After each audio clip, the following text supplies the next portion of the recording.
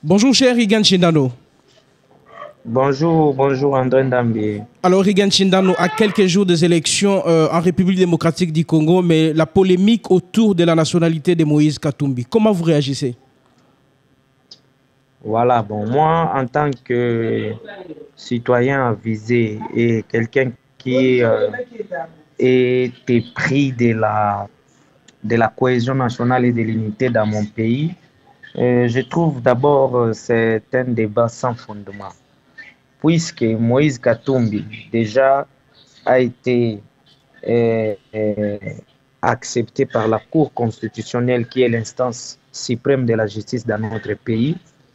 Et du coup, cette question des nationalités ne peut pas refaire surface parce que ce n'est que des débats politiciens et des discours politiciens. Et c'est ce qui est malheureux de voir que des cadres, des hauts cadres politiques tenir de tels discours visant à stigmatiser certains, visant à planter un décor de division dans ces pays. Nous n'avons pas besoin de ça. Nous avons besoin des hommes capables de nous présenter des actions au lieu et place de chercher à nous diviser, de chercher à ce que les Congolais se regardent des fois en se pointant des doigts.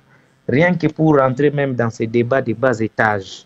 Déjà, le passeport de Moïse Katumbi, lorsqu'on observe ce passeport, nous remarquons qu'il est né en République démocratique du Congo à Lubumbashi. Mais quand même, Dès lors, comment vous avez suivi les propos de Jean-Pierre Bemba dernièrement?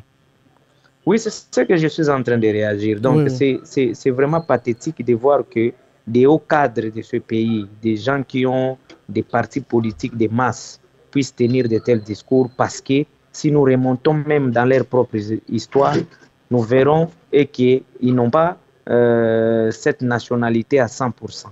Parce que la question de dire congolais, on ne peut être congolais que par les 100%. Non.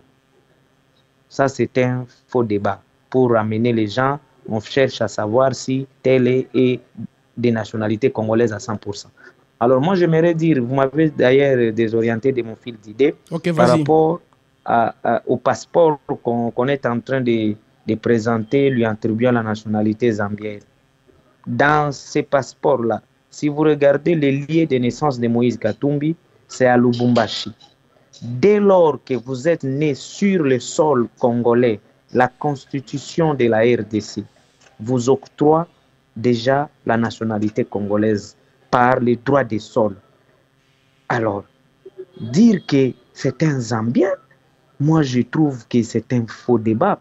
S'il était Zambien, pourquoi la Cour constitutionnelle, qui est l'instance judiciaire, et ils ont des éléments d'information plus que parfois vous et nous, lui ont accordé, lui ont accepté dans le critère qu'exige la Constitution et la loi électorale. Puisque pour postuler à l'élection présidentielle, vous devez être de nationalité congolaise. Outre cela, on n'acceptera pas votre candidature.